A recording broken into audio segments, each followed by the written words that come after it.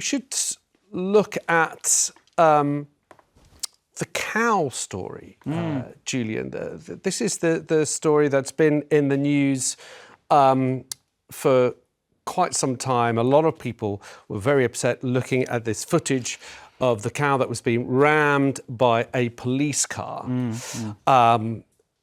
There is a little bit of footage. I'm not quite sure if we're going to show you. Well, you can see the cow wandering around. Don't worry, we're not going to show you the footage of the car hitting the calf here.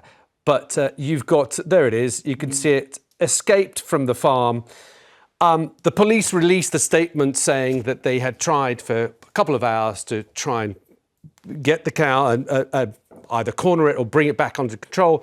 It ended up with a police car, 4x4, ramming into the cow a couple of times.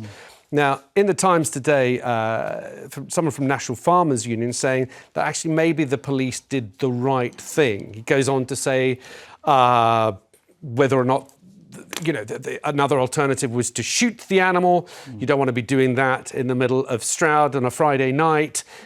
What's your take on this? Because everybody's been wanting to hear from vets. Now, is this the way to deal with an animal? I don't think ramming it with a vehicle is necessarily going to be a good idea.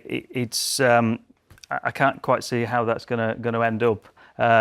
All it'll do is obviously injure the animal and potentially make things worse. It's going to make the poor animal very worried and painful and probably make it more agitated. So I'm not sure that was quite the right thing to do. But that said, you know, the police probably don't get any specific training in how to round up an escaped cow in the middle of a built-up area.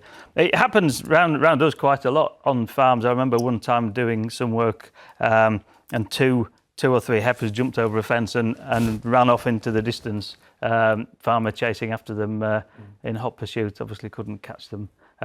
Normally, you know, cows are not naturally aggressive animals.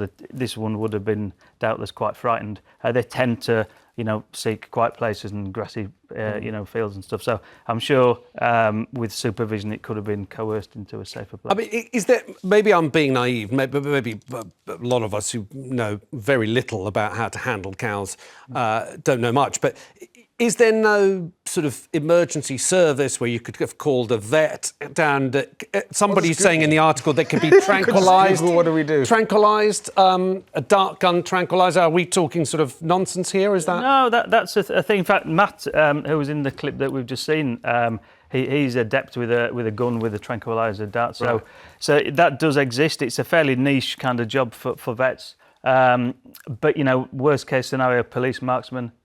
If you've got an animal that's escaped like that on a busy main road, sometimes you've got to, you know, euthanize the animal for everybody's safety. So that is the thing. I think in this case, the answer is probably to coerce the animal into an open field and then go from there. Well, there's good news. Channel 5 went and visited the cow, so we can have a quick look at the cow here. It's doing fine. I mean, I'm amazed nothing was broken, Julian.